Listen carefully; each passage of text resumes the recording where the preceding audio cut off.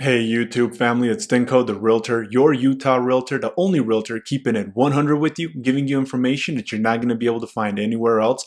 I'm going to show you some data. I'm going to show you some articles. That way you have an idea of what's going on in the housing market. Look, right now, prices are going down, days on market is going up.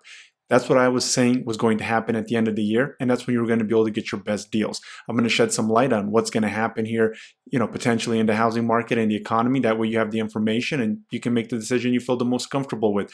Before we look at the data here, I want to show y'all some articles, and we're going to go through these really quickly. But this, we went over this maybe a few times, but this is the national debt. I mean, look at this. Look at the amount of money that they have just printed. And the way that we got out of 08, 09 is by printing even more money.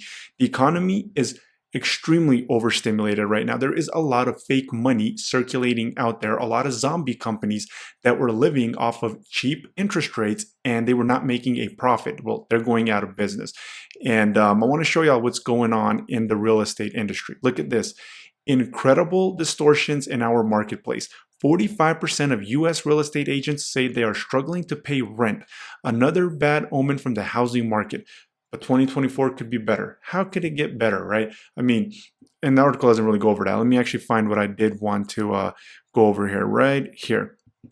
According to a monthly report, well, that's not what I want to highlight.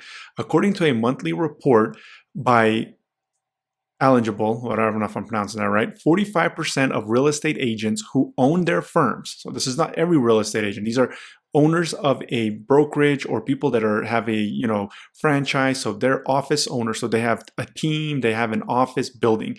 So 45% of them said they had trouble paying rent on their offices in November. That is 5% higher than in October, 10% higher than in September's reading.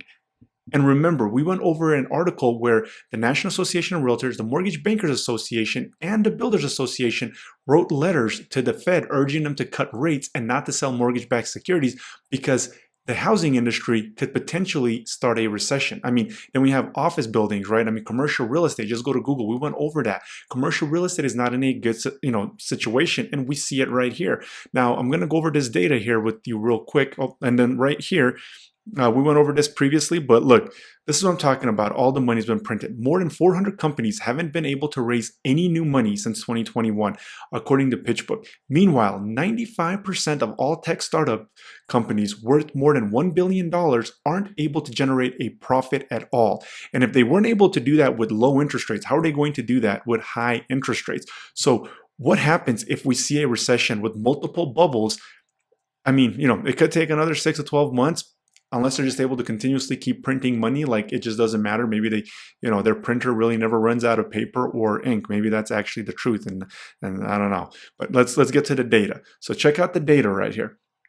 So if we take a look at October, November, and December, and why I don't know why I did that. It's supposed to be count, but it's giving it down. Nope. And it doesn't want to do it. All right. Anyway, that's count. So this is the amount of units, single family. So I always say this in case it's your first time. And by the way, if you like this kind of information, do me a solid, subscribe. It'll really help me. I'll push this video in front of more people. And also hit that like button. That'll also help me as well. And leave a comment as well. Do me some of those favors if you can. But right here, if we take a look, this is single family homes. So it doesn't have the townhomes and the condos. And if we take a look here, look at this right here. So prices sold at $540,000, right? So that was down from, well, let me actually go over here to the prices. This is going to be easier. There we go. So $550,000 is when the market peaked, and then the market started going down, but then it had a hiccup. It all of a sudden went up. Like, what the heck is going on here? Well, like I've been saying, houses that are smaller have been selling at a much lower percentage because people have not been listing them at the same rate that we did a year ago. We don't see those 2,000 and smaller square foot single family homes like we did a year ago. So they actually are selling at a higher price point year over year because they actually have less competition within themselves. Now, when you're looking at the move-up homes, your mid-size homes, and the luxury ones, those ones are getting just as good of a deal, if not even a better deal. So I've been even negotiating on the entry-level homes, on the luxury homes, and the move-up homes. I've been able to knock prices off of all of them. And I always tell people, look, go out there.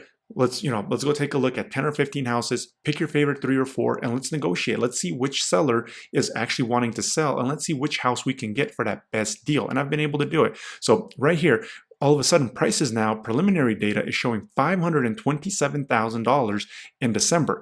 Now, if we go back over to this chart over here, that is so 540,000, 545, and then 527,000. So we see that. But look what's going on with the original, with the sales price. It is 96% of the list price. So the list price was higher in November by $10,000 compared to October and $20,000 compared to December. So maybe more of those houses that were bigger sold and were part of the statistics. And we went over that in previous videos. Remember that out of the houses that sold going, through the November data, we see that there was 8,600 sold last year to 7,000 sold this year from January to November that are 2,000 square feet and smaller. So they're not part of the statistics. And if we look at 2019, there was 34,000 units sold compared to 27,000 in 2022 and 23,000 in 2023. This is from January to November. So we see that sales are down. We see that the smaller houses are selling at a smaller price point. So that are selling at a lower rate. So that's going to pull the price points higher, and it's going because there's more of the bigger houses that are selling that are part of the statistics. Now, look at the listings. Look at what's sold, right? So if we take a look at this, I mean, none of this is indicating that the market has stabilized. Your best deals that you can get, like I've been saying, this was going to happen towards the end of the year. We were going to see the slowdown. We were going to see, houses linger in the market for longer, and we were going to see the better deals. And that is happening right now. And of course, if we don't see a recession, if they're able to continuously just bail everything out, print all the money, they stopped the student loans for an additional year. So if they're able to continuously do that, it could delay the recession. And if they have an infinite amount of money to print, and maybe they could avoid a recession altogether if they just bail out everything. But are they going to be able to bail out all these offices, all of these car dealerships and these car lenders and these tech companies? At a certain point, they're not going to be able to print all that money. So right here, if we take a look at November, there was 2,298 homes sold compared to a year ago of 2,400. Now, if we take a look at December right here, and I don't know what I messed up on that one. So 1271. So far from December 1st to December 18th, we had 1,271 units sell compared to a year ago of 1,469 units. So we are probably going to sell 2,300 units instead of the 2,500 that we saw last year. And if we compare it to 2021 and if we compare it to 2019, that was 4,300 and 3,700. So we see that we are continuously 30 to 40+% below the sales that we had in 2021 and even in 2019, the last pre-pandemic year. And the inventory is higher right now than it was same time in 2019. That shortage is no longer, that pandemic shortage is no longer here. It is no longer around us. We see that there are multiple issues brewing in the economy, from the national debt, from real estate brokerages, firms, brokers, team leaders, whatever you want to put it, can't pay their rent. We know commercial real estate is already under fire, and there's these tech companies. On top of that, repos are at an all-time high, higher than any time prior or during the Great Recession. Look, the economy hasn't stabilized, the housing market hasn't stabilized. If you don't want to wait, give me a call. We'll go out there, look at as many houses, find a seller that's willing to drop the price, and we're going to negotiate. Look, I've dropped some stuff 30,000, some stuff 50,000, some stuff, of course, the bigger price point, upwards of $200,000 with a free finished basement from a builder on a luxury home. All of that stuff is possible if we have the right game plan. And of course, if you want to see how this thing unravels, minimum another 3 months to see if something in the economy is going to break. But really, it could be an additional 6 to 12 month long wait. So it's up to you how long you want to wait. This information is going to keep coming. If you've watched this far and you haven't yet subscribed, please do me that favor, subscribe, smash that like button. If you haven't done that as well, leave a comment, help me grow the YouTube channel. And until next time, have a great day, have a great night whenever you're watching this.